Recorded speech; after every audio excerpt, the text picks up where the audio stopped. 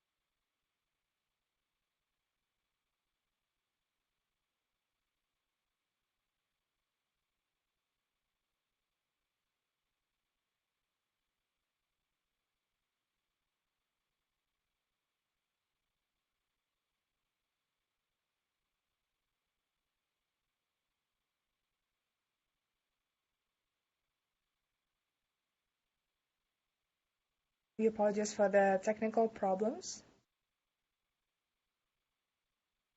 Please bear with us. Okay, we'll see the video.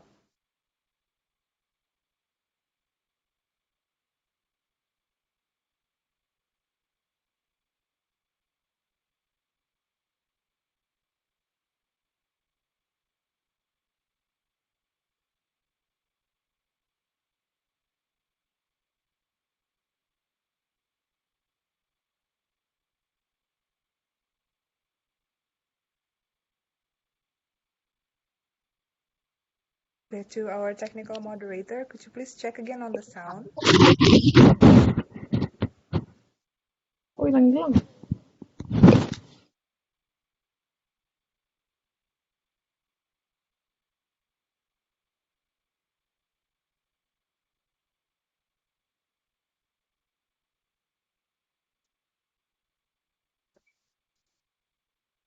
Good afternoon, my fellow ASEAN youth. Assalamualaikum. It has been 3 years since the adoption by leaders of the ASEAN.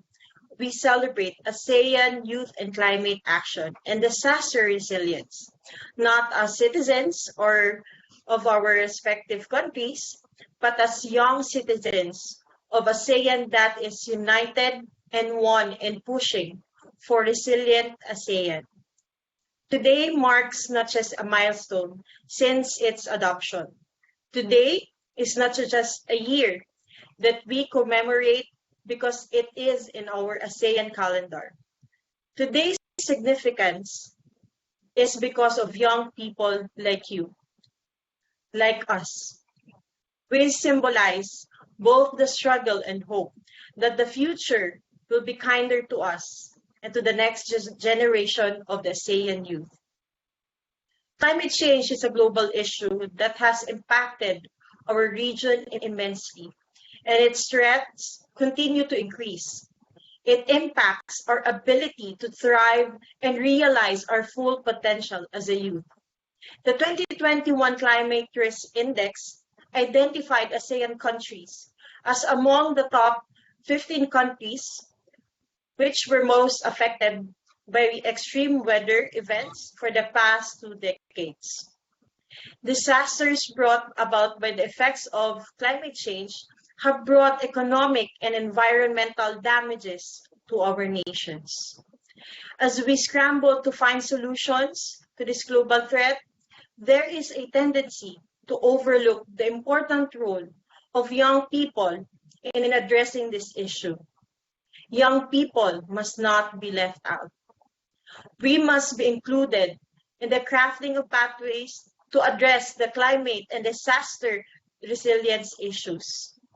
During the COP26, world leaders committed to preserve the gains made since COP21 in Paris. Efforts of young people, many of them from ASEAN countries, to push world leaders to commit more in ensuring that countries more vulnerable to climate change are protected and that gender greater action to keep global temperature increase below 1.5 degrees Celsius, a level beyond which, according to experts, pose a risk of disastrous and irreversible consequences are fast becoming narrow. Young people are at a disadvantage if this trend continues. The ASEAN youth must act now. Last May 2021, youth participants from ASEAN joined the ASEAN Youth Focus Session on the Committee of Youth in Climate and Action and Disaster Resilience. The recommendations made during the session encapsulate our collective vision for meaningful participation of ASEAN youth in building a truly resilient ASEAN. As young leaders of ASEAN, we must ensure youth participation in governance and empowerment of young people as future leaders of our respective countries. We must enhance and mainstream the ASEAN youth's participation in climate action and resilience and how to be future-ready ASEAN youth leaders. The ASEAN youth's participation in charting the region and global climate and disaster risk reduction agenda is very critical. Our voices, especially those lives continue to be affected by climate change and disaster, must be heard. In order to build sustainability and resilience, the ASEAN youth's ability to thrive and participate meaningfully in undertaking should be given utmost importance. The way to imagining ASEAN is through the strengthening of youth ability to participate in decision-making process and acknowledge them as partners in achieving a truly sustainable, resilient ASEAN. Again, I am Commissioner Alexa Deonghirang from the National Youth Commission of the Philippines. Maraming salamat, shukran, thank you.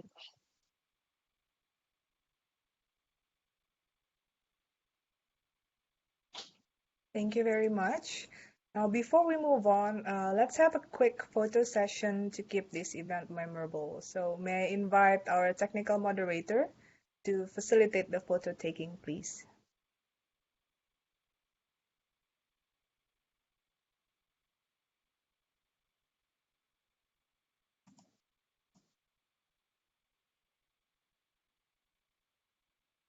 May we invite all participants to turn on your video camera?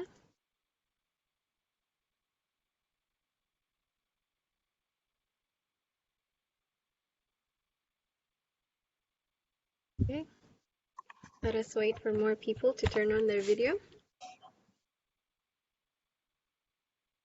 Okay, I think we almost have everyone.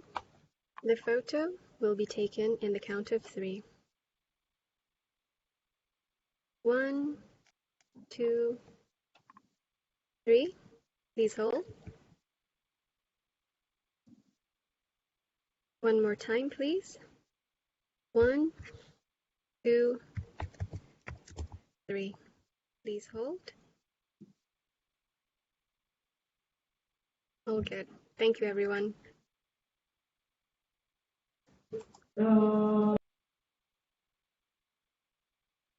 Okay, thank you very much for facilitating the video playback as well as the photo taking to our technical moderators. And now, before we getting into the session, let us do a quick check-in poll just to allow us to know more about you and to interact with you today, although virtually. So only 2 questions under this segment. As you see on the screen, you can go to menti.com or scan the QR code and then enter these numbers: 79037650. So 79037650.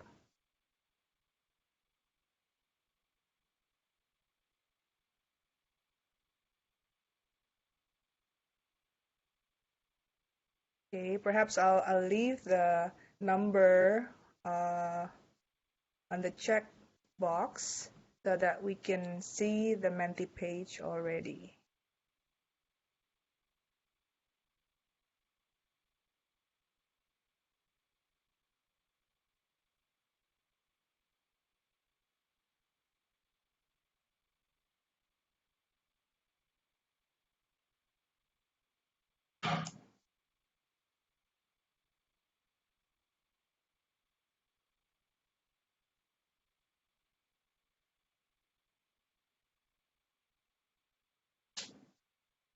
Oh, nobody's in the Mentimeter yet. Okay, I see one person. Let's wait for more people to join in.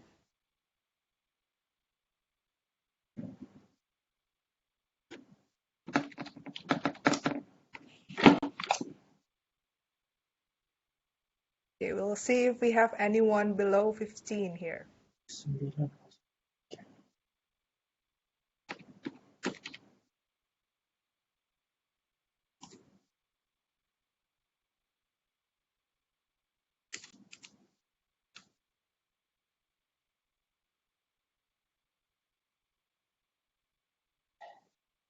Okay, so among the 22 participants, now 24, we have 16 people at the age of between 19 to 35. Okay, and we have some more.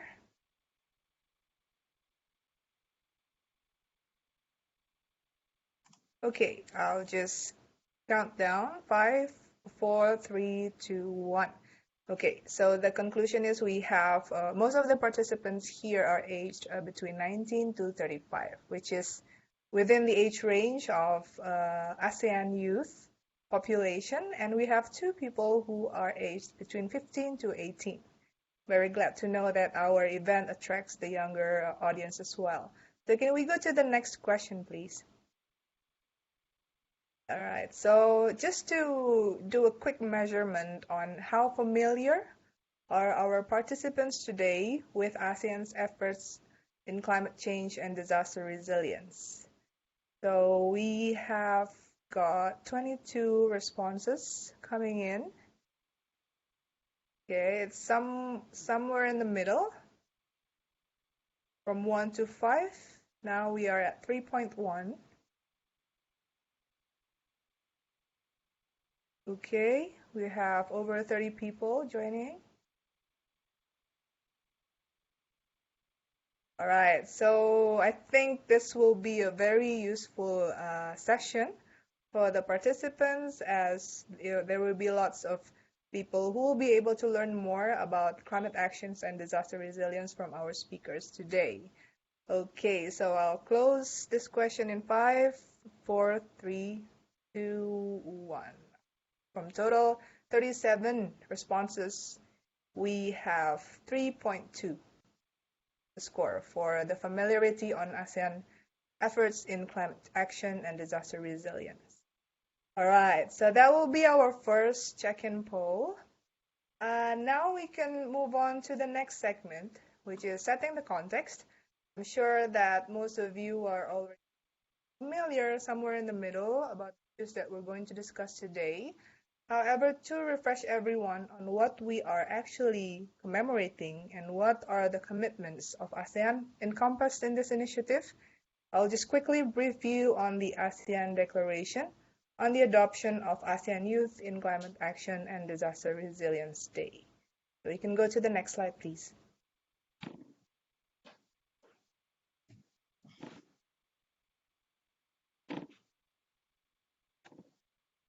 Next slide, please.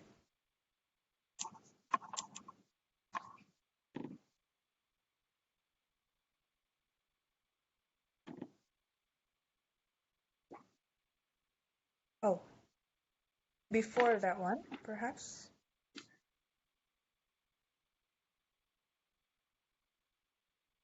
Okay, next slide.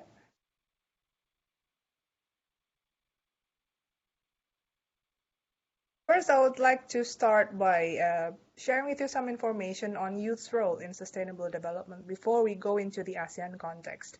So youth engagement has always been at the center of ASEAN's agenda, and throughout the past years, ASEAN has undertaken some steps to advance the cooperation on youth development. The purpose is actually to ensure that young people from across the region are enabled to contribute meaningfully to the ASEAN community building in various areas. In the context of sustainable development, as you can see on the screen, youth are critical stakeholders with at least 5 roles that can be played in achieving the 17 goals of the SDGs, namely critical thinkers, change makers, innovators, communicators, and leaders. So when young people are empowered with the knowledge of their rights and equipped with leadership skills, they can drive change in their communities, countries, and even regions. This also applies in the context of taking climate actions and building disaster resilience. That is why it's important for ASEAN to ensure that they are adequately supported to recover from the impacts of pandemic, embrace the new normal, and are not left behind. As the region jointly strives to build back better, it is crucial for us to work together to collaborate with the youth to thrive in the coming years. Next slide, please.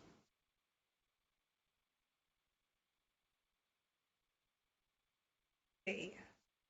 So now we'll be more specific. In 2018, spearheaded by the Philippines through the ASEAN Senior Officials Meeting on Youth, ASEAN leaders adopted this declaration, the adoption of ASEAN Youth in Climate Action and Disaster Resilience Day.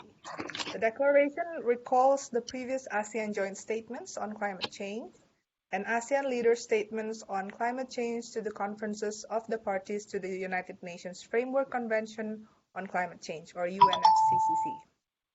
Also, the commitments of the ASEAN Agreement on Disaster Management and Emergency Response that in addressing disaster risk shall involve, as appropriate, all stakeholders, including local communities, non-governmental organizations, and private enterprises, utilizing, among others, community-based disaster preparedness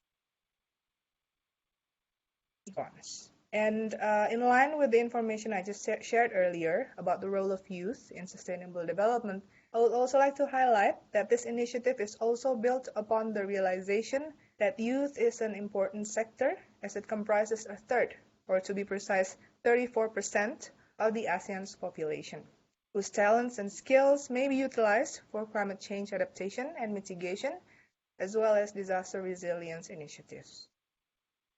Next slide, please. Okay, so the core of this presentation is actually these commitments. The declaration or the agreement itself about the commemoration of the ASEAN Youth Climate Action and Disaster Resilience Day encompasses 4 points.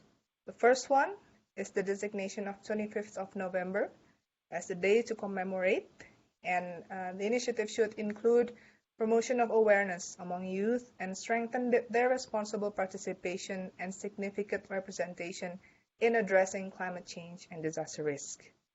And secondly, the affirmation of commitment to encourage each ASEAN member state to conduct activities and to provide a platform for the participation of youth, for them to also collaborate towards climate change consciousness and initiatives.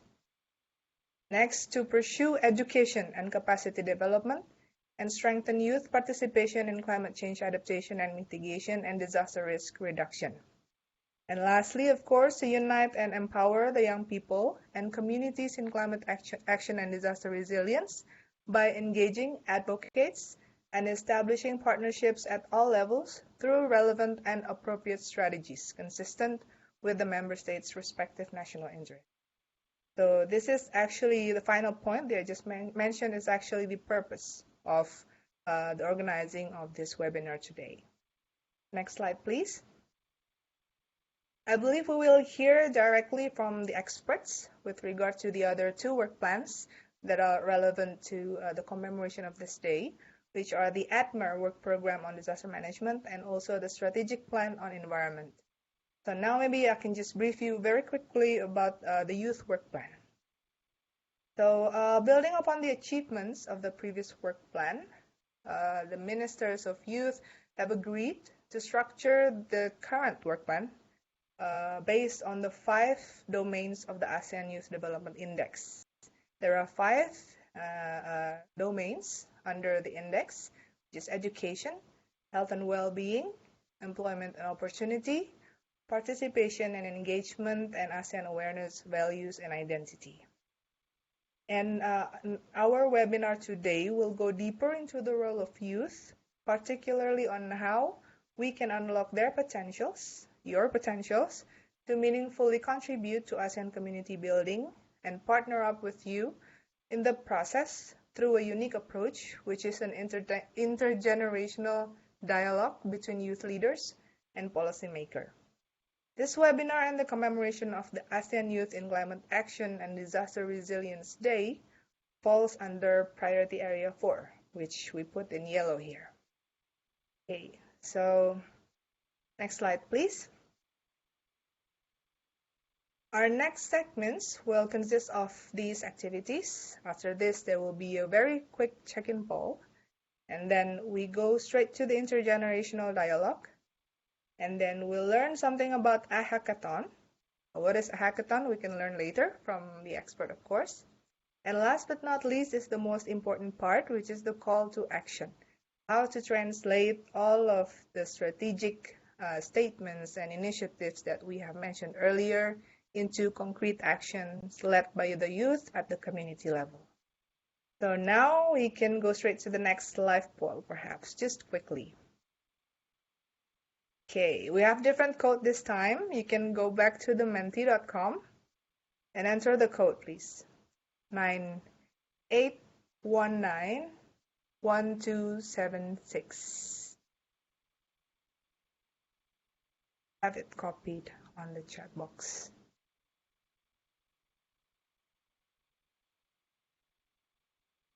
Okay. Let's have a look how many people have joined.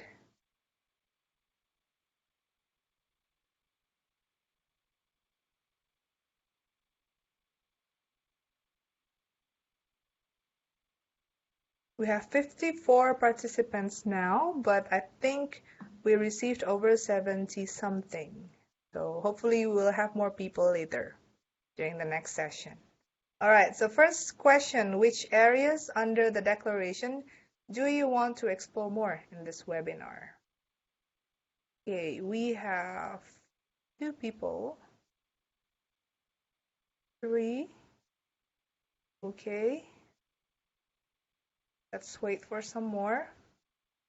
At the moment, it's about the participation and collaboration among the youth and how to unite and empower young people and communities. Okay, these 2 are actually very important because based on what some interactive sessions with our youth from across the region is usually they want to know first on how to start. And to be able to start, they need to talk to their peers who already have experience.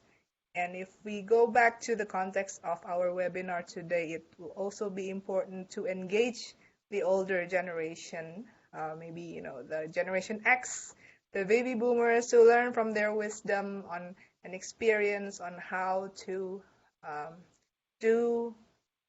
contribute meaningfully to the development of the region. Okay, now we have 26 people, 26 responses. The leading answer is participation and collaboration among the ASEAN youth. Okay, so that will be one thing that you would like to know more. So we can go to the next question, please. What are the most pressing issues on climate actions and disaster resilience that you want to help address? We're getting more specific now. Okay, just drop the pin.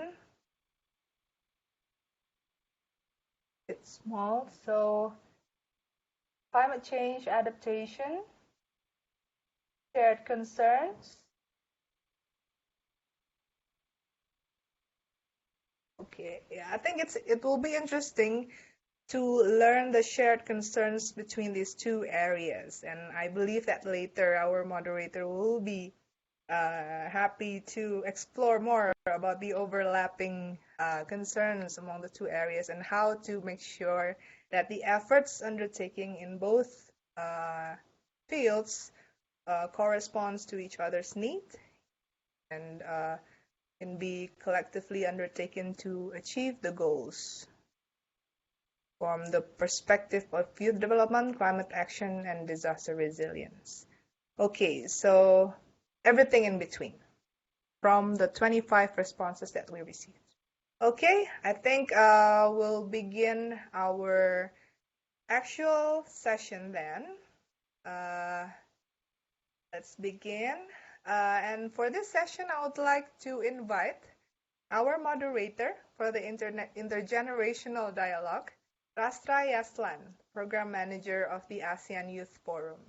So Rastra is a human rights advocate focusing on youth empowerment and development, sexual violence, and marginal communities within democracy context. They also focus on the intersectionality of human rights issues that extend to labor rights, climate justice, and development justice. He received a bachelor's degree from University of Indonesia, majoring in English Studies, serving as the co-campaign director at Lentera Sintas Indonesia, overlooking and conducting the national campaign that focuses on safe spaces for everyone in Indonesia. So Rastra will be with you throughout the intergenerational dialogue. Over to you, Rastra. Thank you, Kalala, for a great introduction. Hello, everyone. I'm Rastra. I'm currently based in Indonesia. I'm so excited to be here exploring the climate action and also disaster resilience in the context of ASEAN Youth. I would like also to echo again what Commissioner Alexa said during her opening remarks, which is like ASEAN Youth today symbolize both struggle and hope. And while searching for solutions, searching for initiatives to deal with the threats that climate change brings with us, that ASEAN also is the most prone region in the world towards the threat of climate change.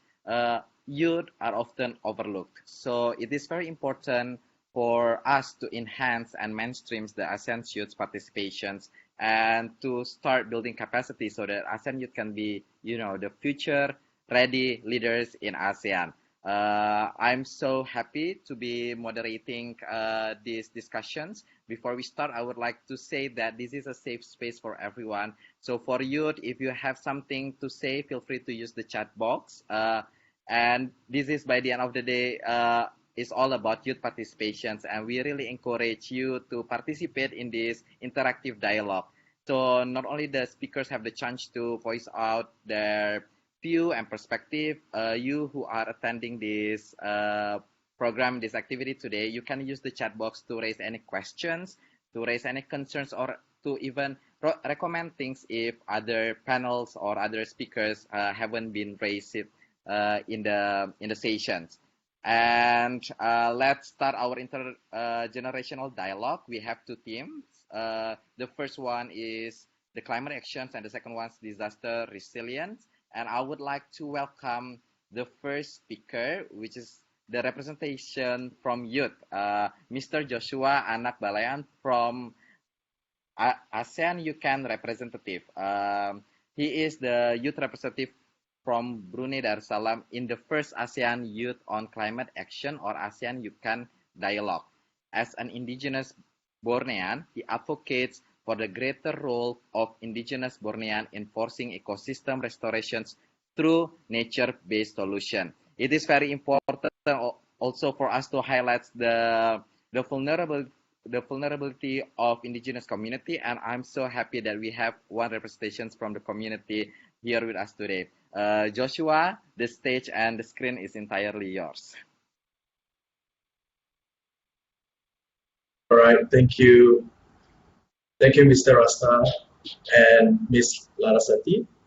I'd like to start by thanking the ASEAN Secretariat for having me as a speaker along with the distinguished lineup of speakers. First, I want to also thank Commissioner Alexa Dang Hirang for her opening remarks, the senior officials, distinguished guests, ladies and gentlemen. The ASEAN Youth on Climate Action, the ASEAN Youth Dialogue, is the first of its kind. Over the 3-day period, 14 delegates gathered via teleconferencing to discuss the ever-important issue of climate change and its impact in their own country. Today's presentation delivered the Bandar Seri Begawan Declaration on ASEAN Youth Climate Actions. As we commemorate the ASEAN Youth in Climate Action and Disaster Resilience Day, we acknowledge that the effects of climate change have severely impacted our region, hence our theme, Climate Action and Resilience. As we observe the recent COP26 summit, it is pivotal that we as a bloc walk our talk and adhere to the NDCs in place. And to achieve this goal, ASEAN government must have transboundary collaboration and pursue cross-sectoral collaboration between the private sectors and community to identify and ensure solutions work best for their respective communities and region. So in the statement, the delegates call governments in the ASEAN member state to strengthen climate change mitigation by implementing the accelerated, accessible and affordable green energy transition from fossil fuel towards green and renewable energy, whilst embracing nature-based solutions such as the use of mangroves and biodiversity protection, while considering creative use of innovative green spaces that integrate engagement with existing stakeholders such as indigenous groups. This is important as many cities, homes, and villages across ASEAN are struggling to adapt to the threats of climate change-driven natural disaster. So through the utilization of green innovation and solution, these natural systems have a chance to be rehabilitated. In the statement also, it highlights the importance of climate literacy in various sectors, from equipping the youth in a generation that is ready to adapt to green job opportunities, to ensuring government officials are well acquainted with climate policy, and promoting faith-based organizations to encourage faith-based environmental initiatives in their respective communities. As future stakeholders, there should be a greater participation and integration of youth. So hence why we propose an establishment of a Youth Climate Advisory Board to ensure that the climate action in the region places a strong emphasis and ensure that the voices of youth are represented. Conversations like these are immensely important. It is a way to embed a relearning and restructuring of our action towards climate action and ensure cross-national collaboration to develop a positive outcome on how we live our lives.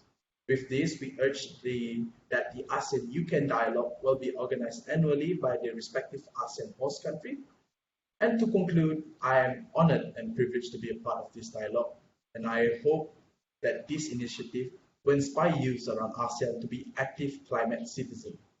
And in addition, I would like to thank the ASEAN Chairmanship this year, Brunei Darussalam, for including ASEAN Youth Dialogue as one of their key deliverables.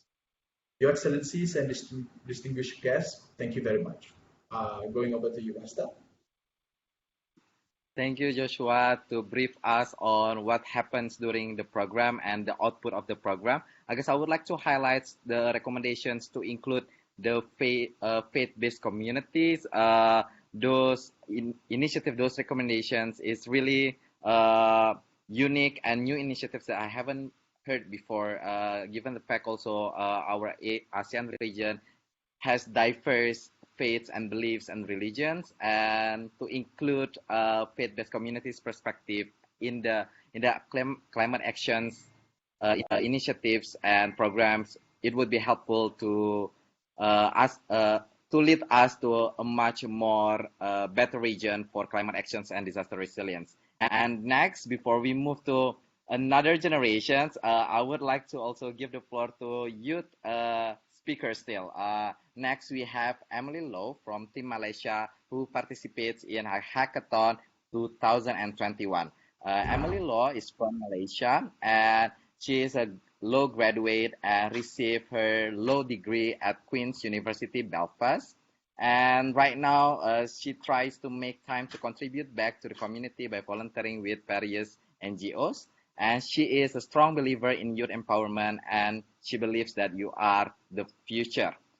Together, in the presentation, she will take the floor with her colleague, Imron Nurdin. Imron Nurdin is a senior executive at a regional financial institution in Malaysia with 4 years of work experience. And in order to navigate through the challenges that we face today, he currently enjoys building upon knowledge of various computer programs and experimenting with Python, SQL, and Google's Flutter through business challenges. I cannot wait to hear what the perspective that Emily and Imron Nurdin will bring to us. The floor is yours. Hello everyone. So I'm Emily, and I would like to thank the organizers for inviting us, Team Malaysia from AHA Hackathon 2021, to participate in this wonderful event of great significance. I'm really grateful to be here with the esteemed panel of speakers and being able to represent the voice of youth. It is very surreal to be here because there are a lot of other incredible, inspiring youth leaders in ASEAN. So to explain further on what we have come out in the AHA Hackathon, we would like to share with you a video of our winning idea. So I would like to ask upon my team member Imran to show our winning idea. Hi everyone, I'm Oscar Ling from Team Malaysia. Today we are here to present to you our solution in solving humanitarian aid logistic problem. So this is Mary. She is a victim in a Malaysia flood back in 2019. She told us that she feels so helpless when disaster happened, as there is no available channel for her to request help. Not only that, lack of information distribution of relief items and the situation also make her feel worried and desperate. Instead of actively looking for help, what she can do is just wait for the humanitarian aid team. This is Gaynor, a humanitarian aid provider who works under AHA Center. She shared with us her pain point when she is working in the mission. She told us that the process of needs assessment is lengthy, as there are requests to go to the disaster area and asking each of the victim or community leader about how much quantity and what type of need request by them. The process from getting information, compiled, and sent to the central system took average 3 hours per day. She also told us that when came into distribution relief item in the disaster area, some victims might cook more than what they need, and this causes undersupply of certain resources. And moving on to the decision maker perspective, the current system in humanitarian aid operation have placed to improve. Some of the pain points are the current system are lack of real information for disaster monitoring. Not only that, because there is no centralized data and information flow mechanism, this causes a huge problem in coordination between multiple stakeholders, ranging from the volunteer, humanitarian aid provider, logistic partner, and etc.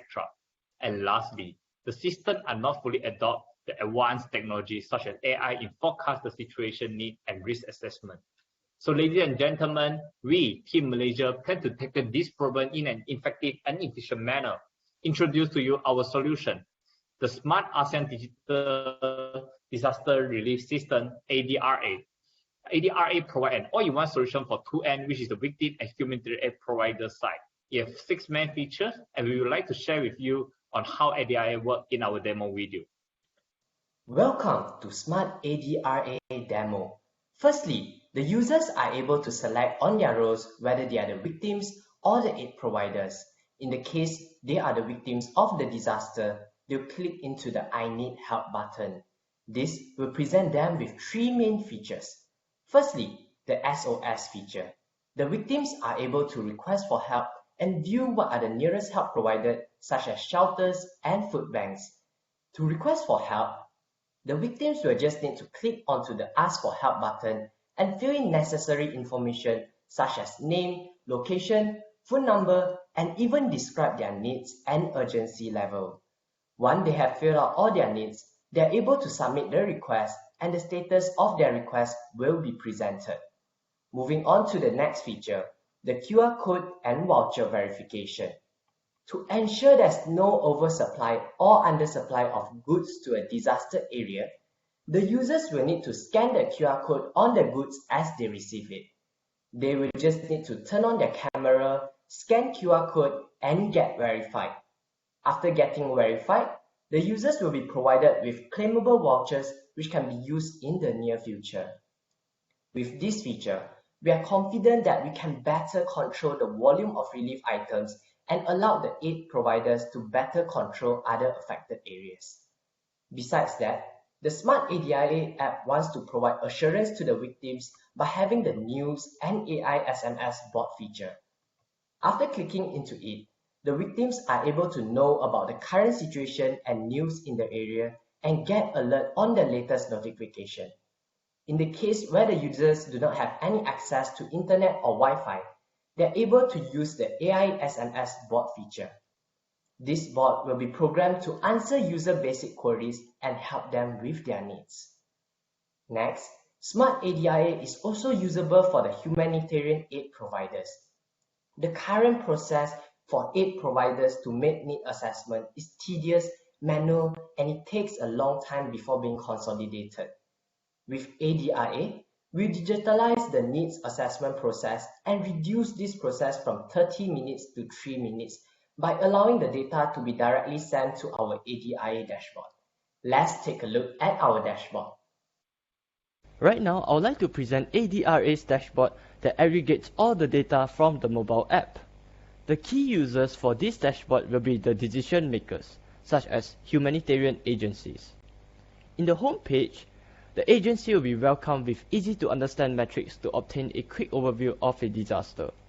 This is time-saving as it provides real-time numbers that quantify the urgency of the disaster. Under Resources, there will be a list of resource requests that are presented in an organized table with filters and search functionality. There is also a View More button to provide greater details. We also provide an interactive way to demographically view the disaster and obtain some quick statistics.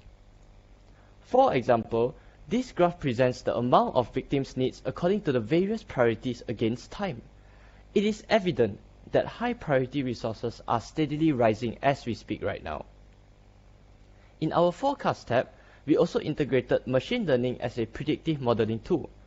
Decision makers can then utilize this tool to better predict and allocate sufficient resources.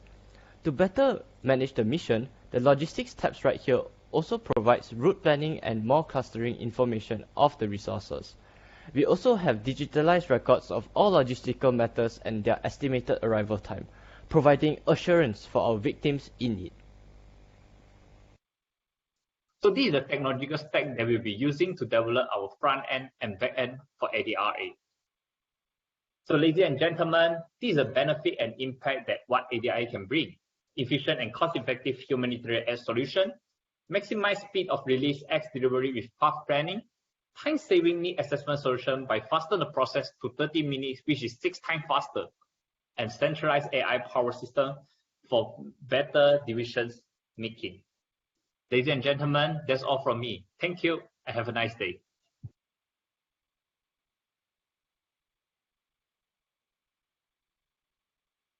Yes, and that is from us, Team Malaysia, on the AHA Hackathon 2021. Thank you so much, Emily and Imran. Everyone, if you have more questions or excitement, you can express it through the chat box.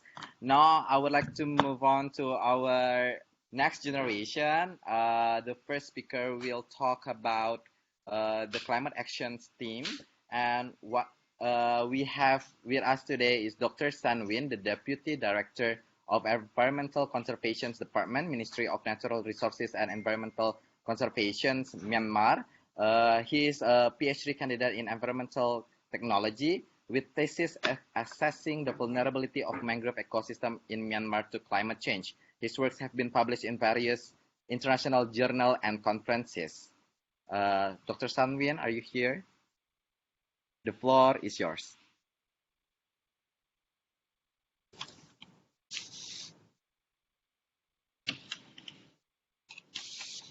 Yes, thank you.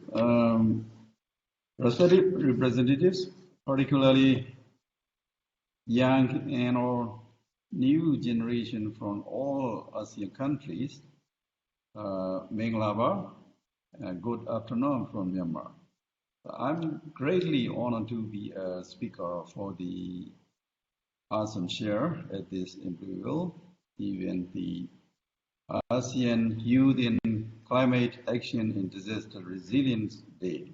So as you all know that the climate change is a major threat to our human beings, particularly the most vulnerable groups, including youth. And another side, youth are one of the main agents to fight against the climate change. And climate change impacts such as an increase in the frequency and magnitude of climate-related disaster, sea level rise, and the spread of vector-borne disease are already understanding the basic needs and rights of youth worldwide, including the right to life, education, healthcare, water, food, and clean environment. And young people, I'm confident that you have unique strengths and capacity and care, incredibly resourceful in terms of developing creative ideas and innovative solutions. And you can explore the best solutions for climate change in cooperation with different youths from different parts of the world. And you are the agent of climate change for our human society. And let me share about our country. Myanmar adopted the Myanmar Climate Change Policy 2019, Myanmar Climate Change Strategy and Master Plan 2018 to 2030, in which the important role of youth participation for climate actions is mentioned. The government of Myanmar encourages and invites the youth to actively participate in the environment and climate change activities. In conclusion, youths are major groups in steering of future changes. In fact, they represent an actual actors to be mobilized now and involved as much as capable for their role in near and far future. Therefore, youth groups must be partnered with, filled with capacity to tackle climate change and have natural disaster resilience. Thank you.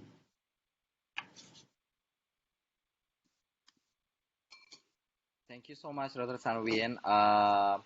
We will get back to you with several questions during the Q&A session. And the next speaker would be our Director of Volunteer and Community Partnership, Department of Singapore Civil Defense Force, representative of the ASEAN Committee on Disaster Management, AC Yazid Abdullah. In this current role, he is responsible to drive and manage programs and activities relating to community engagement, public education, and emergency preparedness to equip and prepare the various segments of the community, schools, workplaces, residential neighborhoods for emergency. AC Yazid has served 35 years in the ACDM in various frontline and command operational unit, as well as management positions in Civil Defense Academy, Training Department, Emergency Medical Services Department, and Service Excellence Department. He is also served 2 years as the CEO of the ACDM Cooperative for ACDM employees. The screen and the stage are entirely yours, Mr. AC Yazid Abdullah. Good afternoon, everyone. Thank you for having me here. As the representative for the ACDM, we are very happy to be part of this program. Just wanted to highlight a couple of points for our participants. One, of course, is that we are very well aware that ASEAN is one of the most disaster-prone regions in the world. with climate change, making the impact of disasters worse. So it is important for us to enhance the resiliency of our communities, including the youth, like many of the participants here today, so that affected communities then would be able to recover faster and better after a disaster.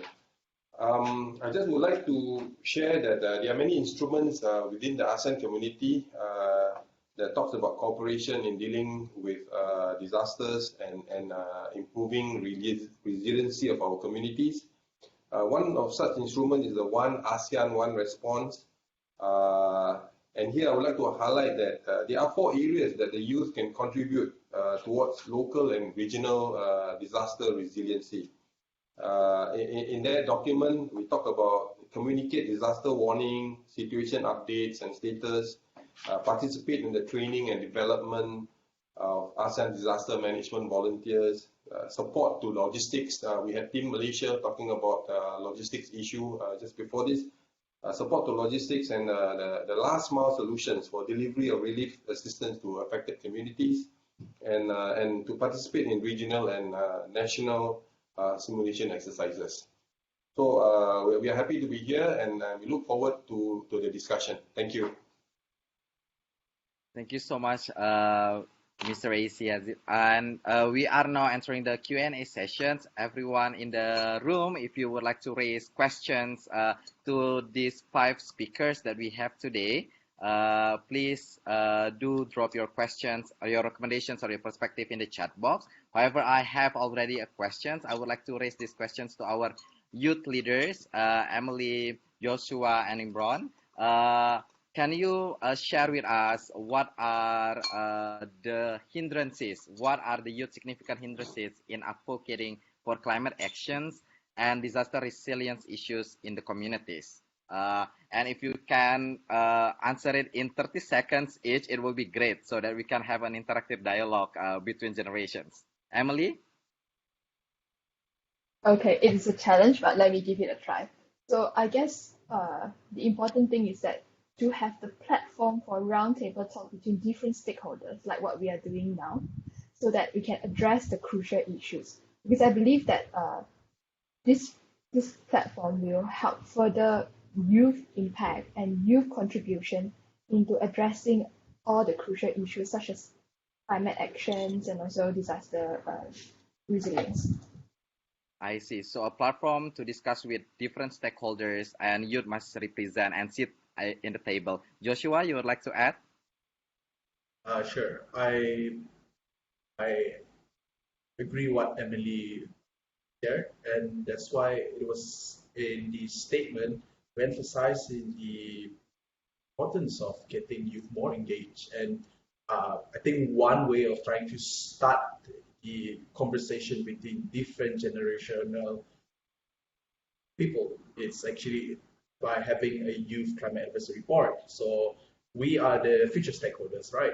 And it's important to have us in the policy or policy discussion to know what are the future, what are the kind of a policy that we desire in this as a community in ASEAN. So yeah.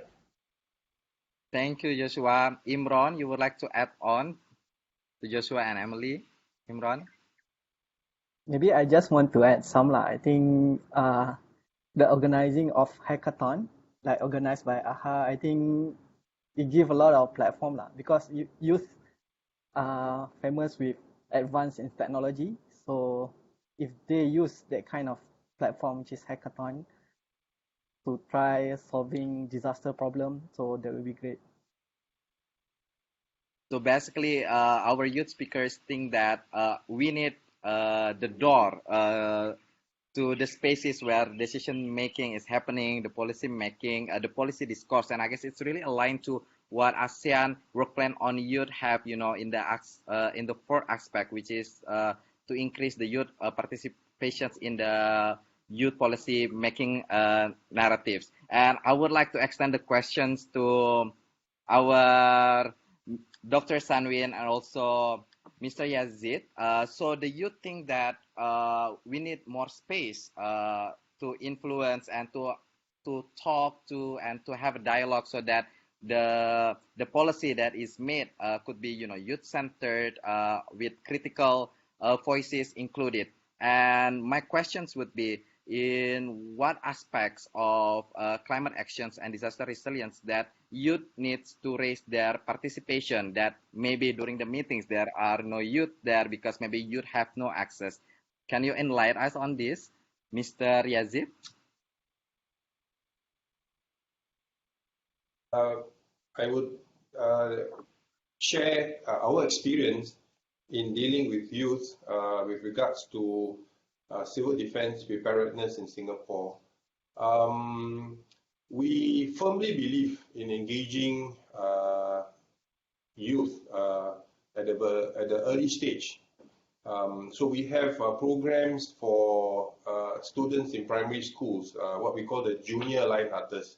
We came up with a nice name, Lionhearters, as a way of attracting the children into this concept of preparedness.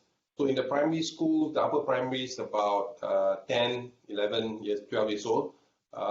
We started a club, Junior Lionhearters.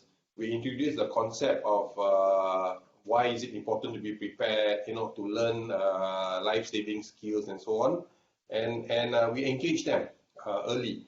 In fact, just about 2-3 weeks back, we had a virtual event involving about 400 primary school students to introduce them and to welcome them into the club.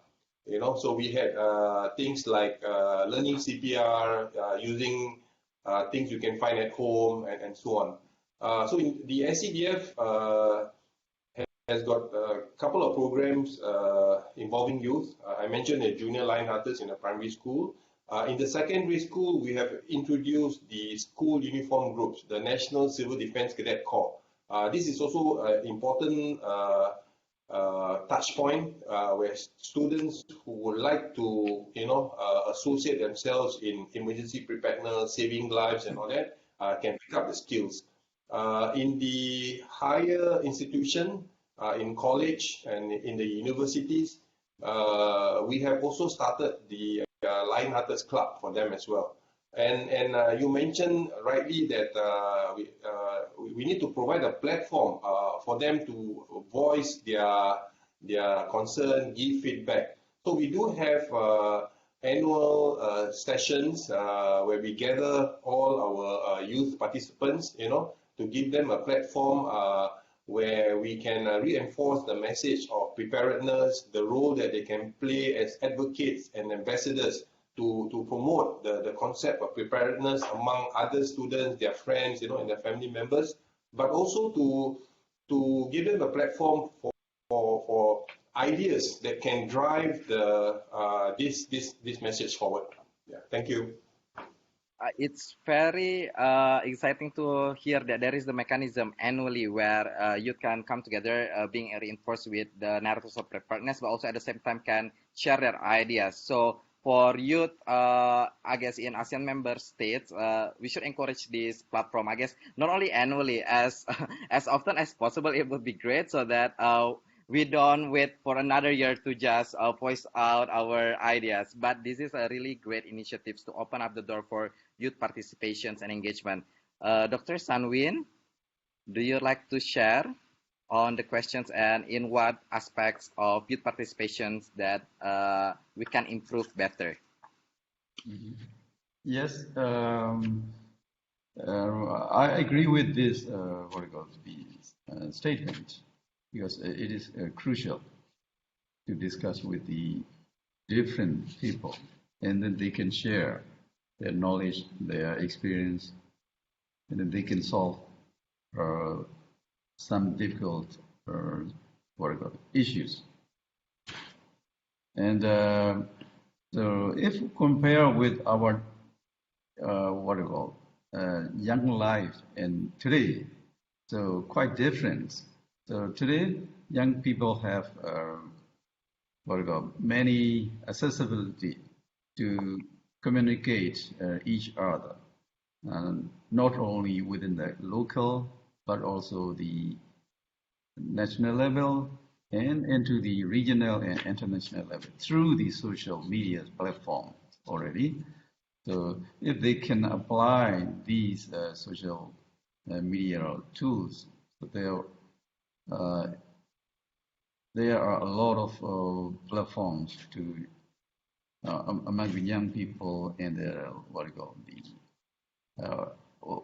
elder people. And regarding my experience, I would like to suggest some program like study tours within the local areas and vulnerable places in the country or in regional countries, even to the international. And then we need to organize campaign, different kinds of campaigns, so that the young people can have opportunities to voice out their desire. And we should also encourage the young people to participate in the meetings, conferences, and forums and workshops in all levels, from local to the international level.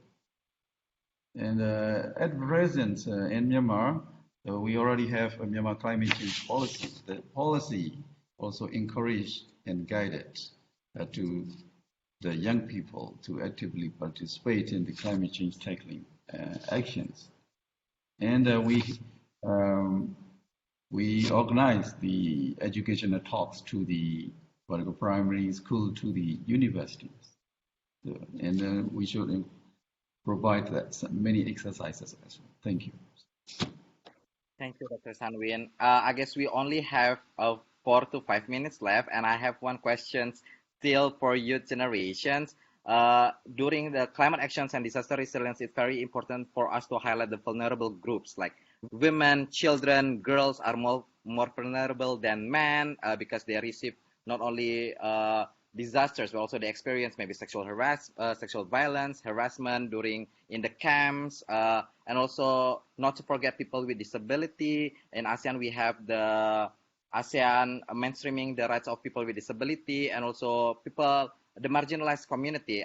We listened to Joshua on engagement with faith-based communities. So my question is, how do we can put focus from seeing this group as general, but really to highlight the vulnerable of each identities, because youth itself, we are so diverse in our identity, and I would like to hear your advice on this, Emily, Joshua, and also Imran.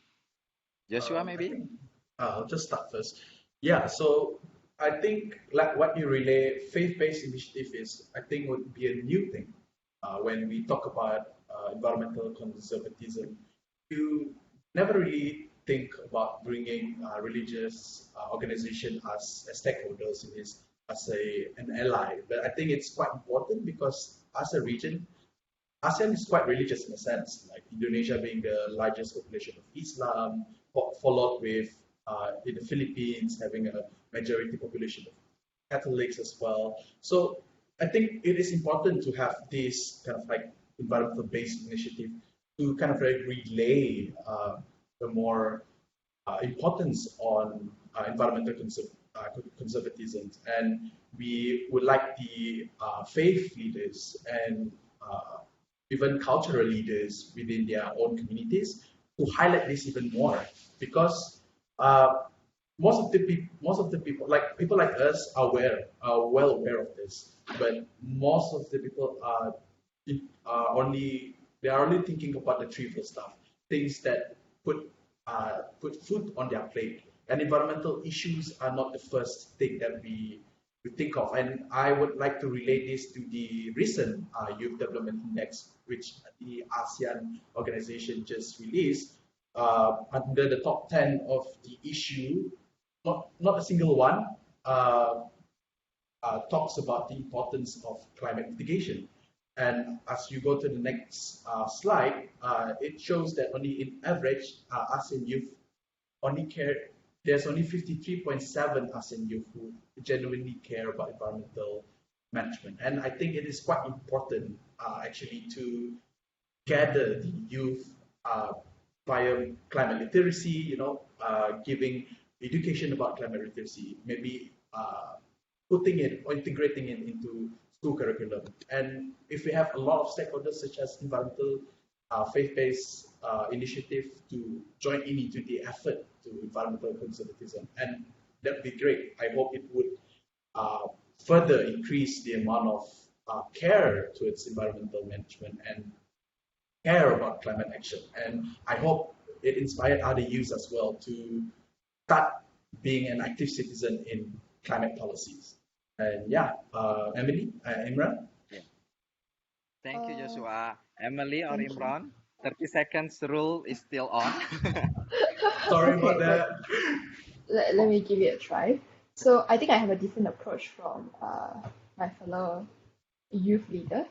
So I think that the first thing we should do to include the diverse youth into the climate actions or disaster resilience initiative is to be aware of other youth, because we are living in a different era. We are living in a digitalization era, and we can meet anyone we want or whoever is it at the other side without having to go to the other side. So I believe we should have a greater awareness on different vulnerable youth, and we can cultivate this positive, friendly, kind environment in the digital environment. And from that on, that's how we can include everyone together on our journey in the action of climate actions and disaster resilience. Yeah. Thank you, Emily. Imran, you would like to add on? I think you Okay. got technical issues. Yeah. Sorry about that. Okay, so we have an extended extra time. I would like to raise questions from our participants in the chat box. The question is from Nana.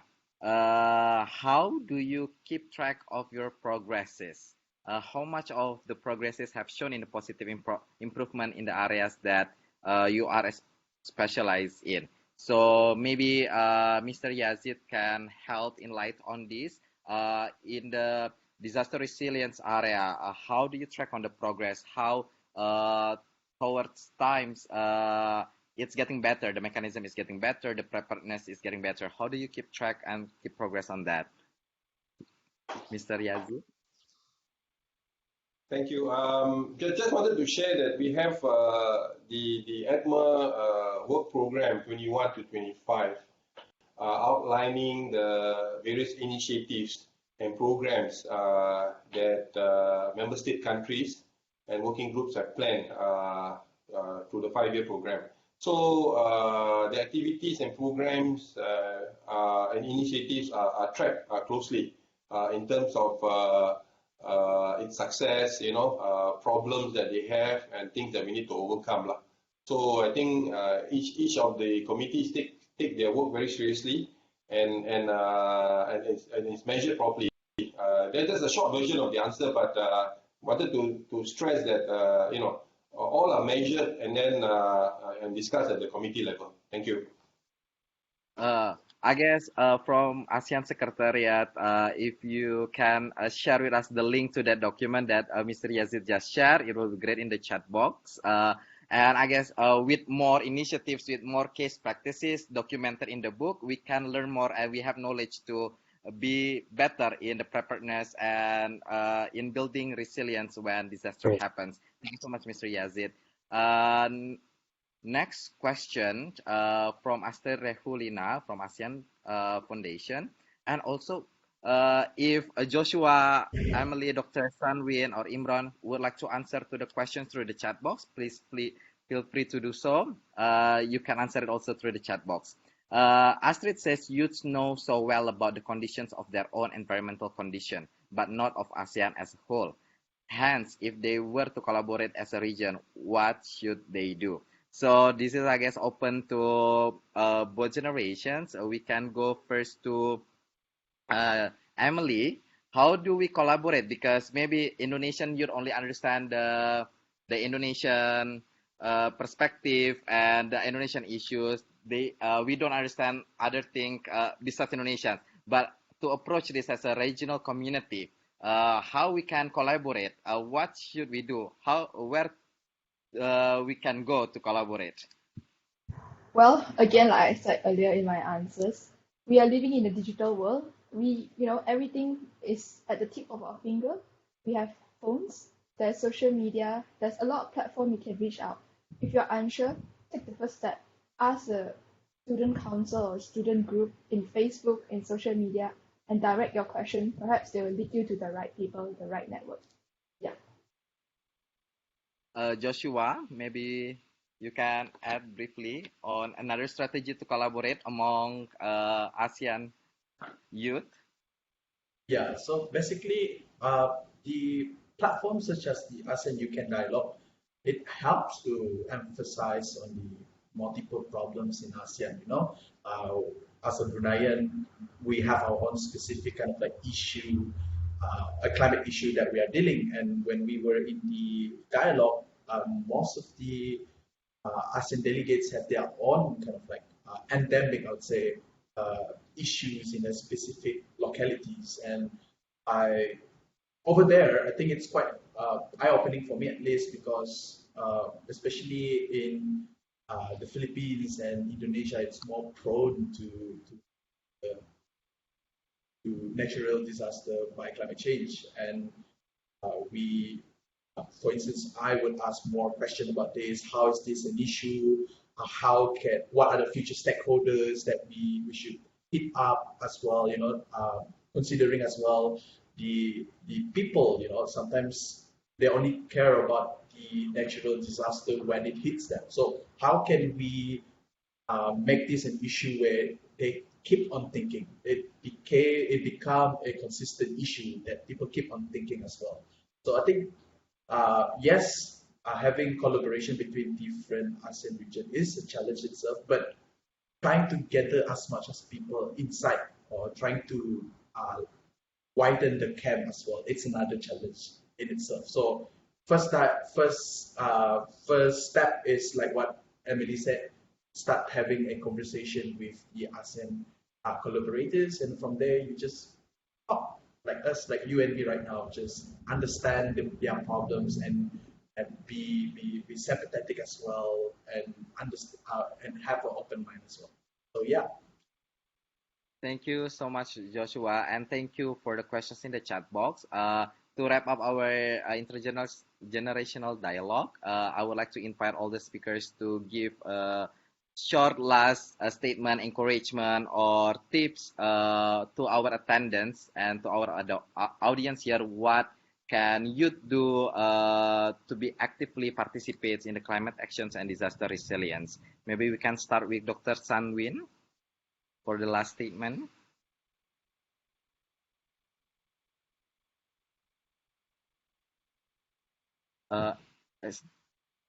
You're still muted, Dr. Sanwin. Okay. Okay, so actually, I'm very pleased to see and have an opportunity with you. You mean the young people and energetic people today. And I would like to encourage our young generation and future leaders to fight the climate change and minimize the disaster risks in the context of climate change impacts. Thank you. Thank you. To echo again, Dr. Sanwin really invite the youth to fight for climate actions and the climate change. Mr. Yazid. Thank you. For the last statement for youth. Yes, I think today we have heard the very powerful voices of our young people on their passion and engagement in spearheading and supporting disaster risk reduction initiatives, both at the regional and national level.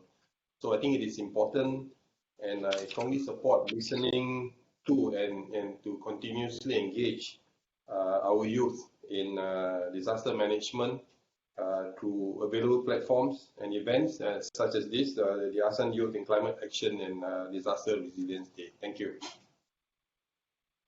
To echo again, we shall continue to listen to youth and engage with youth towards disaster resilience ASEAN. Emily? Like I say again, if you can master the technology even without really learning it, we are definitely capable and resourceful and resilient. So everyone should keep up the good work and take the opportunities if you have. If you don't have, create the opportunities. Thank you. Very, very true. We are powerful and resourceful, and collaborations would bring us better and more powerful together. Joshua?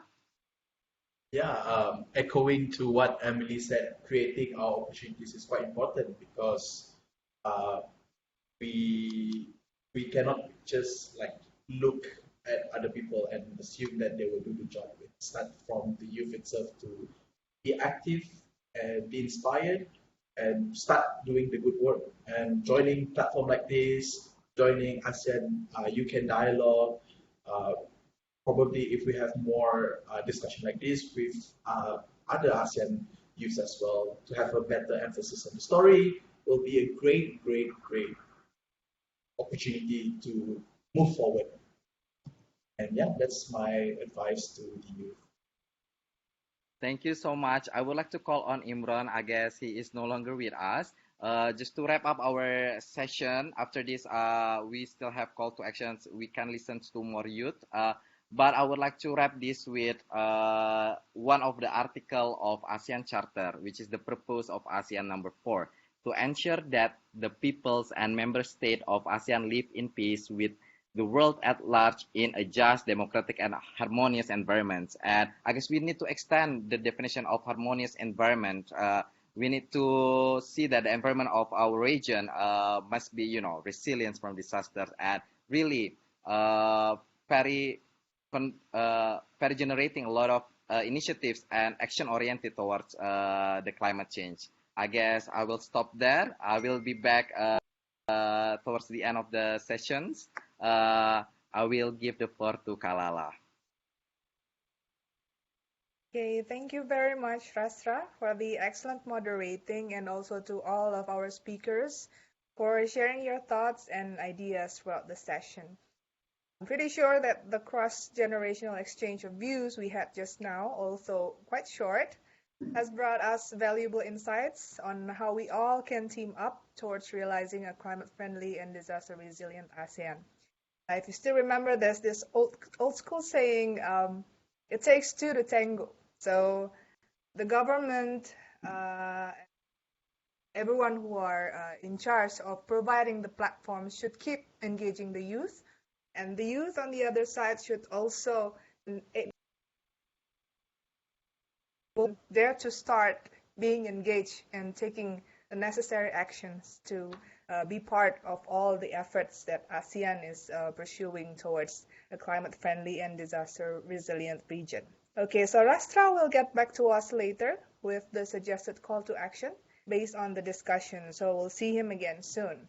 Meanwhile, moving on to the next segment about a hackathon. So we have learned from Team Malaysia just now, Emily and Imran earlier, on the project they initiated for this competition, which is ASEAN ADRA.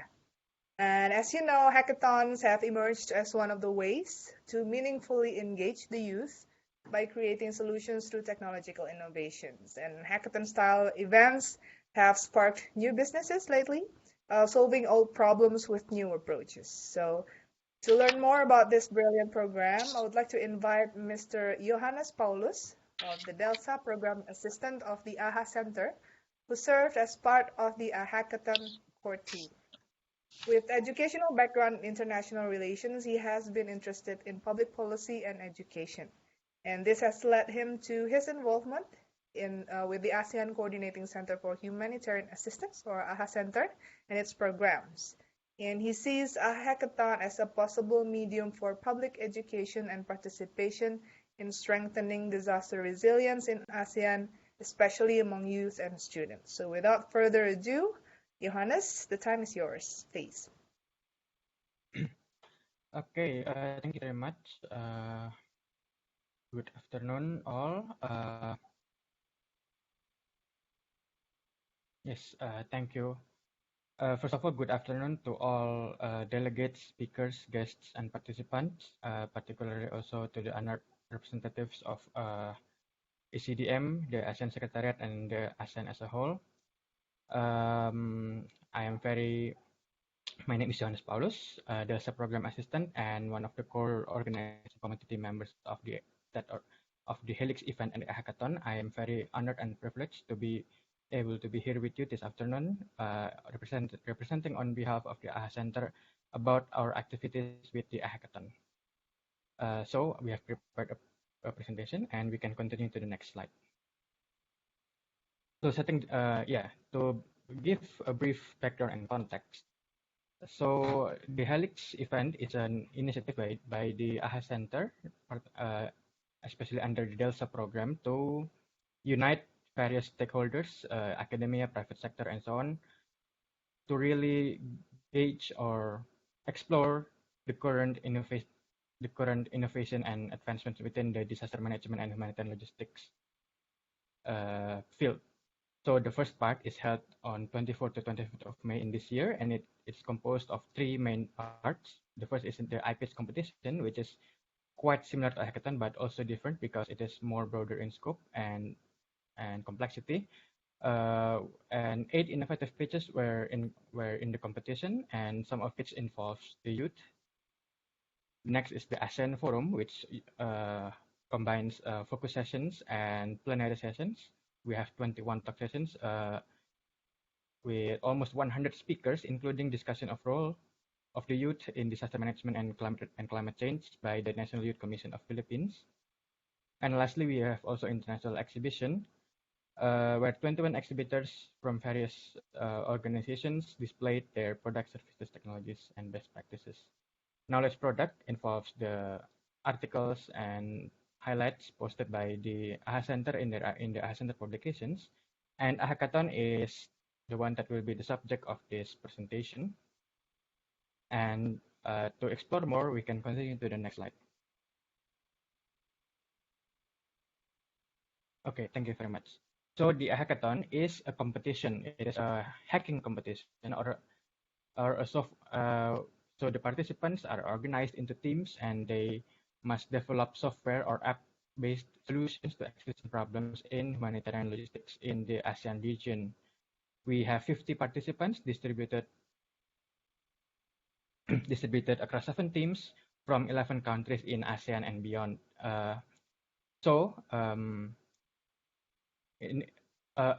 The teams choose one of 6 challenges that is corresponding to current issues within the humanitarian logistics field in the ASEAN region.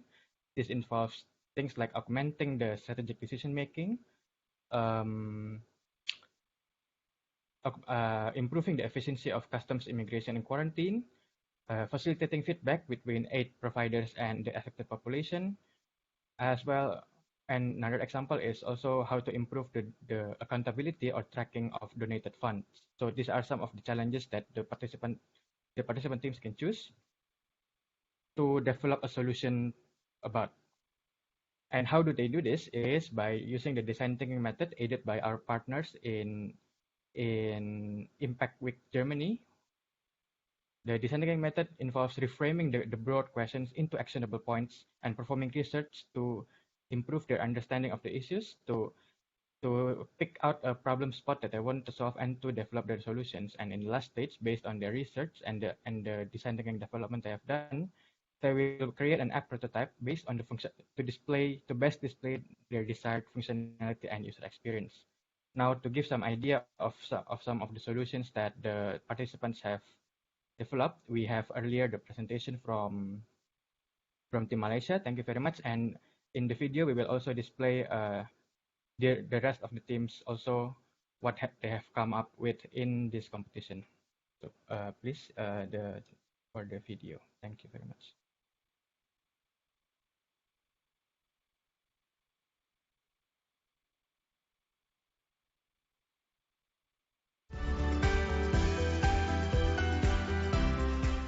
Our proposed solution is aimed at assisting humanitarian actors in planning the disaster response.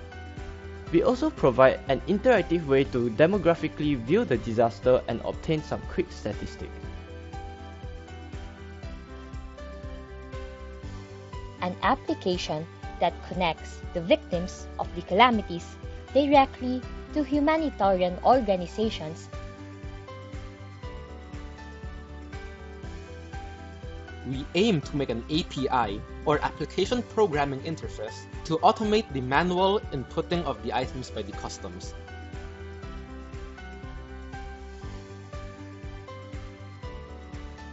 This is where we introduce Rescue, an all-in-one integrated communication platform for disaster response. Our project problem-solving, getting information for decision makers so they can quickly provide relief.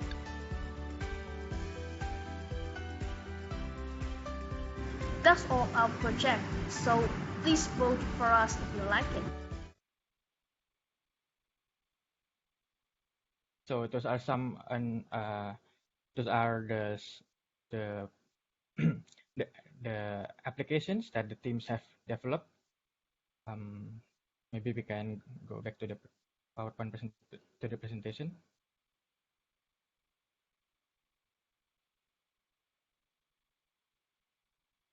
Thank you.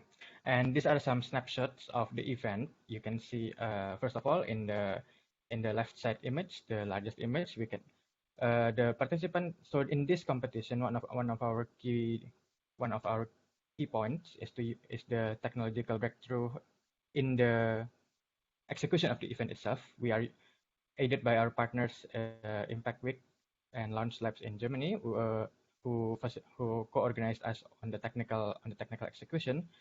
We use the platforms Discord, and which is a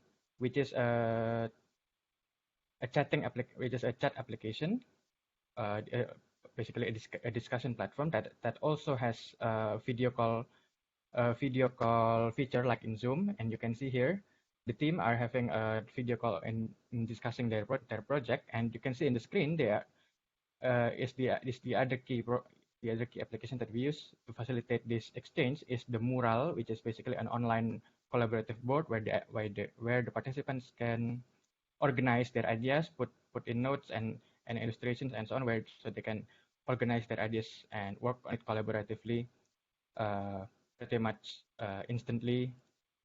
So it greatly helps in the facilitation of their discussions. And throughout the design thinking process, they are also guided first by the design thinking coaches from Impact Week. In the top right, the top side right image is the live broadcast studio from our partner Launch Lab in Berlin, Germany, with a technical setup for the broadcasting of the events briefings and so on.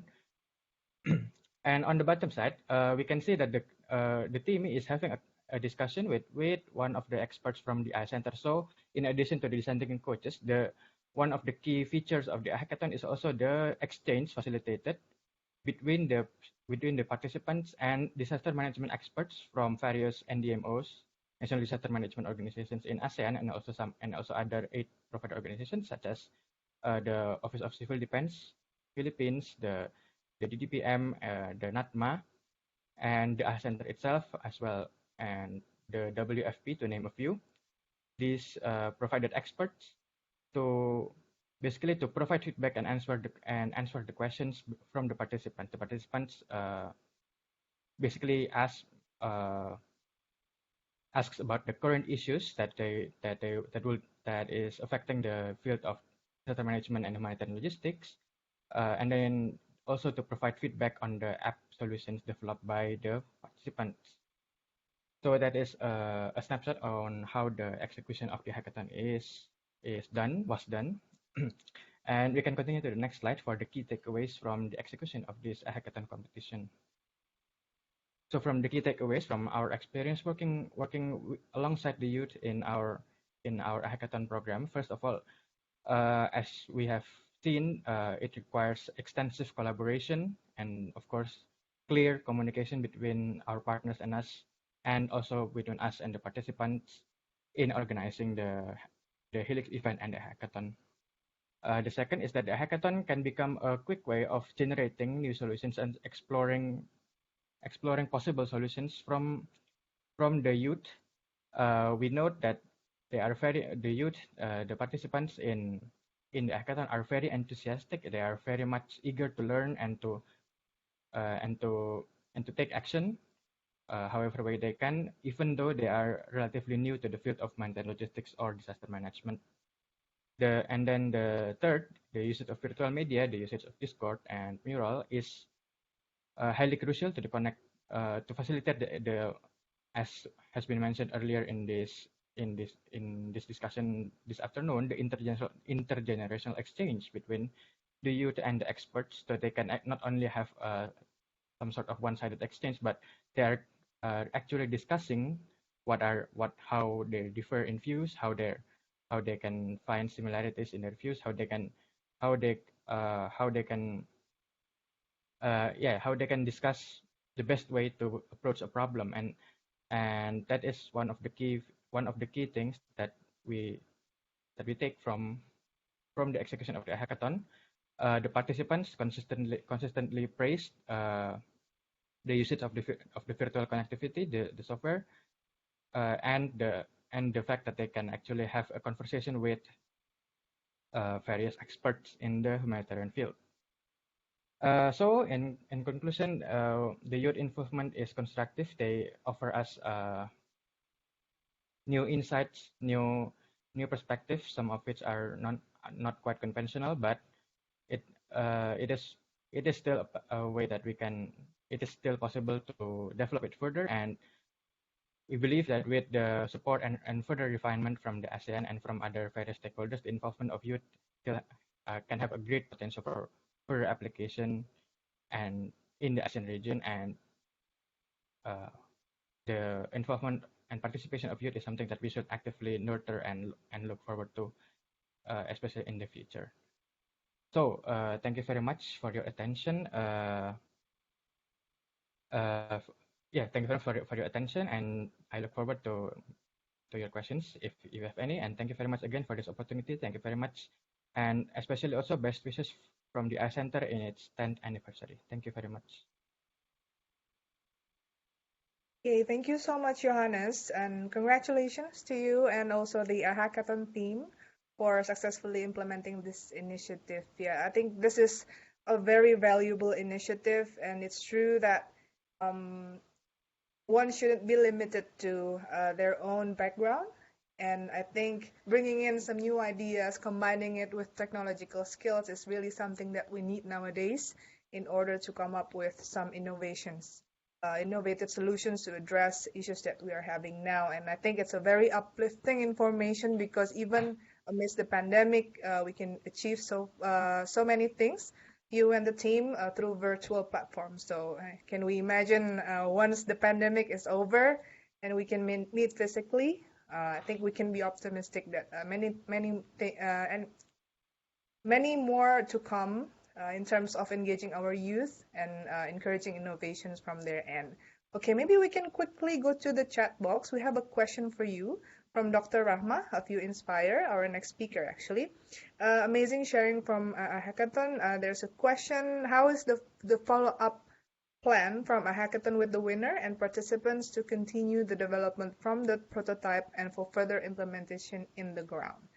So maybe because we have time limitation, if you can provide your answer in the chat box, that will be very much welcome. Okay. Again, thank you so much, Johannes. Now let's move on to the next session, which is call to action.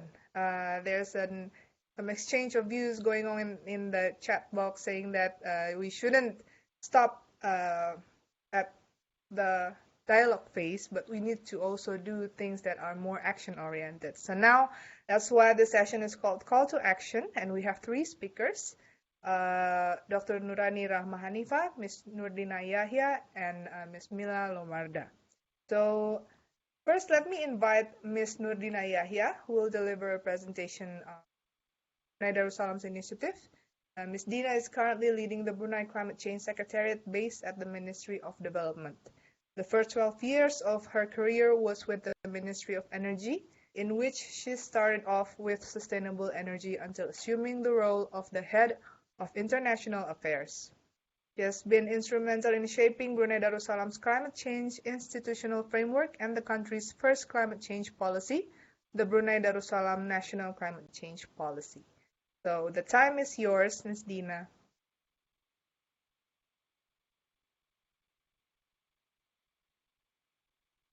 Okay. Thank you very much, Ms. Larasati. Is my audio okay? Okay. A very good afternoon, everyone. So, hello from Brunei. First of all, I would like to express my sincerest appreciation to the organizer for the opportunity given to Brunei Darussalam to share our recent initiative on the ASEAN Youth for Climate Action, or in short, we call it the ASEAN You Can. I'm just wondering, because there's a presentation, so if you can just show my presentation, that would be much appreciated. Yeah, okay. Okay. Yeah, so I must say that we are very, very proud of this initiative. We are very proud of our ASEAN You Can delegates, and we hope that this effort will continue to benefit the rest of our ASEAN youth. So I think that the ASEAN You Can is one of the many examples of how government, or in this case, intergovernmental settings, can provide an opportunity for youth engagement. You have heard from Joshua earlier, our ASEAN You Can delegate from Brunei. I think he has done an excellent job in describing the effort, leaving me very little substance actually to share today. Next slide, please. So the Brunei Darussalam ASEAN 2021 Chairmanship was themed "We Care, We Prepare, We Prosper." This reaffirms the importance of a well-informed and well-equipped youth in facing future uncertainties, which opens up the opportunity for the young people of ASEAN to take an active part in decision-making at the regional level. And in this case, with a focus of one of the biggest environmental challenges of our times at the moment, which is climate change, in which we need to keep the 1.5 degrees target alive in the utmost sense of urgency. I think this was repeatedly emphasized at the recent COP26. So this is just a photo of the recent 28th ASEAN Summit, which took place virtually last month, in which the ASEAN You Can initiative was mentioned in the written statement. Next slide, please. So we recognize that youth is our essential partner in the fight against climate change. And for that, under our chairmanship this year, Brunei proposed a creation of a platform that would harness the perspectives of ASEAN youth with the aim to inspire, as well as to unite our young people across ASEAN in taking the lead on climate action, and at the same time empowering them to make positive and impactful changes for the region.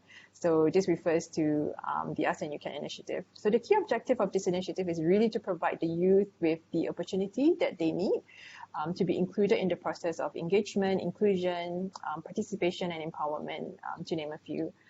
So for the ASEAN You Can, it was represented by 2 youth delegates from each of the ASEAN member states. 2 series of dialogue were held. Both dialogues were run totally by youth, from facilitator, moderator, as well as drafting. The first series of dialogue was the ASEAN You Can dialogue, which was held on the 15th to 17th October, which I'll explain a little bit more detail later on. So this was a dialogue session among the ASEAN You Can delegates themselves, and which at the end of the 3 days, they produced the Bandar Seri Begawan Declaration of ASEAN Youth on Climate Action, which Joshua mentioned earlier on. The second dialogue was a dialogue session between the ASEAN You Can delegates and the ASEAN Ministers on Environment, which was held on the 22nd of October at the sideline of the C16 ASEAN Ministers on Environment meeting. Next slide, please. So this is our ASEAN You Can delegates. A total of 14 youth delegates from ASEAN was appointed to represent the first ASEAN You Can this year. So these are all the delegates who are behind the declaration of Bandar Seri Begawan Youth on Climate Action. Next slide, please. So in order to run the first dialogue and ensuring that it's totally driven by youth, we partnered up with our ASEAN Youth Advocates Network for Brunei. They have done such a good job at organizing the dialogue, as you can see here. So the dialogue was officiated by our Minister of Youth and Culture and Sports, who is also the chair of the ASEAN Social Cultural Community Council for this year. And we also had the Deputy Secretary General of ASEAN Secretariat to officiate the first dialogue as well.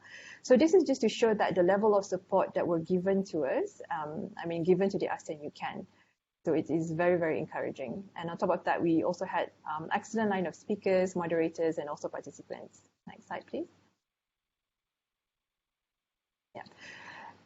So in helping our youth to draft the declaration, we arrange for a number of speakers from various sectors to share their different perspectives. So we had speakers from the oil and gas industry, from the regulator side, the energy regulators. We also had speakers from research bodies, the ASEAN centers and NGOs. So this is very, very important because this is to ensure that our youth in their advocacy, they're well informed and educated on facts, on science. So this is a crucial foundation in order for them to, to empower them to create solutions that would affect their future. So the ASEAN Youth was the ASEAN Youth delegates, they were very, very much engaged throughout the 3 days. Even myself as the backbench listener, I really enjoyed the exchanges among them. Next slide, please. So after the 3 days, this is the, I don't know whether any of you have seen or have read the Bandar Seri Begawan Declaration on ASEAN Youth for Climate Action in detail, but I think we can share the link on the chat box. So the draft was totally drafted by the youth, facilitated by our ASEAN Youth Advocacy Network Brunei. So the quality of our youth declaration here is very, very, it's beyond our expectations. So this is, we can already see what our ASEAN youth can do. So the declaration, as mentioned by Shaw earlier on, it emphasized on the importance of engaging youth, and they have also identified specific areas of concern for our ASEAN youth, such as waste, SDG, environmental management and monitoring, energy, and green recovery. There was also call for climate fund and green job competency, further emphasizing on the importance of sustainable lifestyle and practices. So I think this first declaration is very, very important as our point of reference for moving forward on anything that we want to do with the youth and climate action. Next slide, please. Yeah, so for the second dialogue, our youth had the opportunity to present their declaration to the ASEAN Environment Ministers. The ASEAN Secretary Checkin was also there. So all the ministers commended the youth for the declaration, and they have also they presented their great support on the youth call for climate action as outlined in the declaration. So in general, they were very, very happy, and they were also keen to continue the platform for a continuous youth engagement effort between the ministers and our youth. So, but the ASEAN Youth Can here is, it's a one-off initiative under our chairmanship, but we are very encouraged by its success. So our way forward is to discuss with our next chair, Cambodia, to explore how we can continue this platform to ensure that it continue to be an important platform for our youth. Yeah, I guess that's it on the ASEAN Youth Can. But I think in closing, this is what we can do at intergovernmental level. It has proven to be an influential platform, even just for exchanges, because we believe that action starts with conversation. But of course, this is not only the platform. Believe that there are other platforms where youth can always participate in, because solutions is in our youth hand. But yeah, so I guess if we have ASEAN Youth Can 2022, we welcome other youth to participate. Thank you very much. That's it from my side. Okay, thank you very much, Ms. Dina, for the presentation and sharing with us the success story of ASEAN Youth Can under Brunei Darussalam chairmanship. Yes, indeed, even under other sectors, looking at the declaration or statements developed by the youth have always been surprising, because it always exceeds our expectation. And I'm glad to note that that's also the case with ASEAN Youth Can. And of course, now we have to move on to our next speaker, which is Ms. Mila Romarda, who will deliver a presentation and a quick demo on an initiative called 1 Million Youth Actions Challenge. So Ms. Mila Lomarda is a regional DRR Action and Rapid Response Officer at the Swiss Agency for Development and Cooperation's Regional DRR and Rapid Response Hub in Bangkok, Thailand. She is in charge of promoting and mainstreaming DRR and climate change adaptation into SDC development projects in Laos PDR, Cambodia, and Okay, so thank you, Mila. We really appreciate you being here. The time is yours, please. Thank you very much, Lala. Good afternoon. ASEAN Secretariat, esteemed participants. I feel very privileged to be here today, and I'd like to thank the ASEAN Secretariat for giving SDC the possibility to speak about the 1 Million Youth Actions Challenge, or 1MYAC for short. Before I explain what 1MYAC is, I'd first like to present the vision behind it. Next slide, please.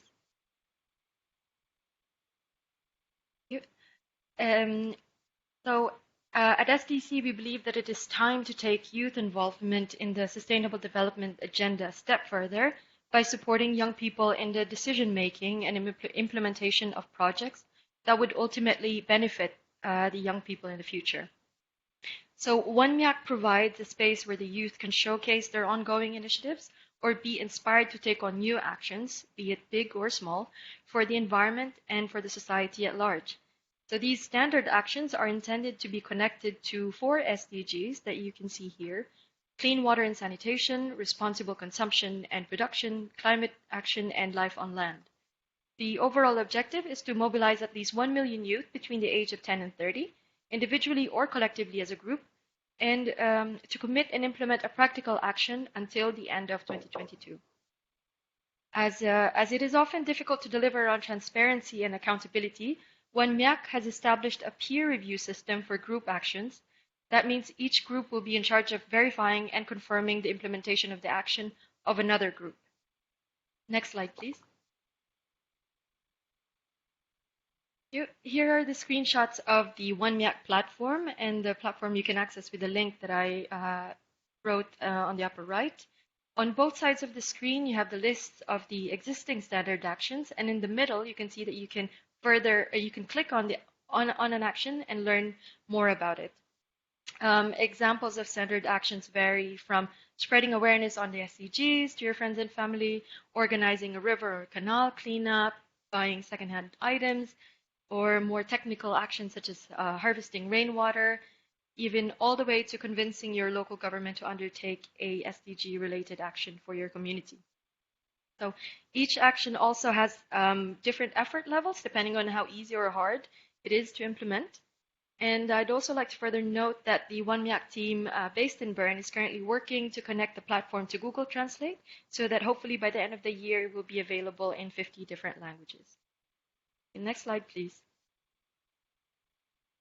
It is also possible to propose new standard actions if you think that the action that you want to do is not on the platform yet.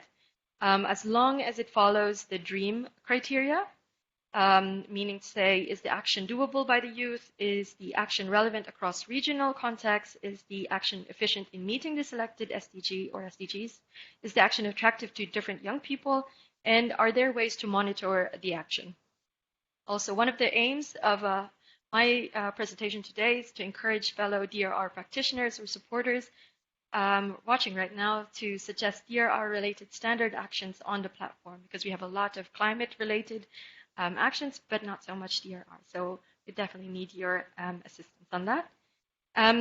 Examples of DRR-related actions can be anything between nature-based or ecosystem-based solutions, green tech, or the use of indigenous knowledge or practices that reduce disaster risk, but at the same time meet one or several of the 4 SDGs mentioned earlier. Next slide, please. So this is the template that you need to fill if you want to submit. Sorry, next slide, please. Thank you. So this is a template of a new standard action if you want to submit it. And then once you complete the template, you can then send it to the 1MYAC organizing committee that will then review and vet it before putting it up on the 1MYAC platform. Next slide, please. So 1MYAC is not the first large-scale initiative that SDC has undertaken to engage the youth for climate action. Already back in 2018, SDC has undertaken a Guinness World Record attempt by composing a mosaic of over 125,000 postcards with commitments, statements, and wishes from the youth addressed to their decision makers to urgently act on reducing climate change. And this event happened on the Aletsch Glacier to also raise awareness of the melting of glaciers, and it was launched ahead of COP24 in Katowice, Poland.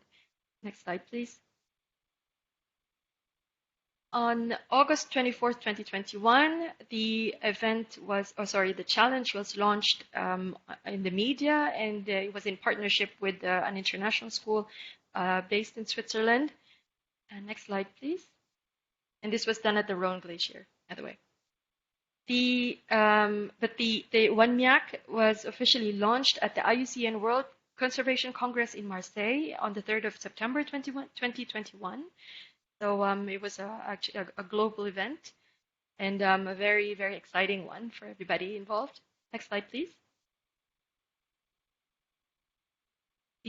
There are already several WANMIAC ambassadors, and if you go to the platform, you can see that there are already 134 youth subscribed to the registered to the platform, and 14 actions have already been completed. Next slide, please. WANMIAC also has several partner organizations already, and we are definitely open to welcoming many more. And these are already organizations from across the globe, from Africa, Latin America, Europe, and some from Asia as well. Next slide, please. I'd also like to show the WANMIAC coordination team that has been working tirelessly on the platform and campaigning for WANMIAC. They're all based in Switzerland. And Mr. Daniel Maselli, the initiator of the challenge, is also a colleague of mine from SDC. Next slide, please. So to go step by step, taking action means registering as a group or an individual on the WANMIAC platform, choosing an action or submitting a new one, then acting and documenting your action. And finally, once you've accomplished your standard action, confirm it on your profile and get verified by the WANMIAC team. Next slide, please.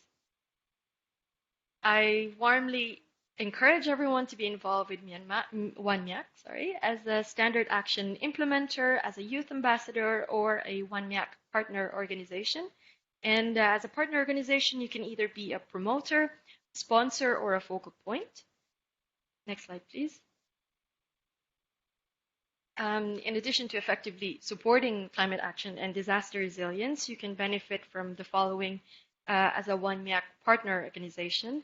1, exchange and receive support from the WANMIAC organizing committee, have access to infrastructure to promote your organization's work, even receive moderate but appropriate financial remuneration if your organization acts as a focal point, which means it implements projects in your country or region. As a partner, you can also have access to networks, and lastly, gain visibility at a global scale. So the idea is not really to supplant any of the existing initiatives, but really to highlight these ongoing initiatives and bring it up to a higher level, and to show to everyone that the youth can do and be an active participant to their future. Next slide, please.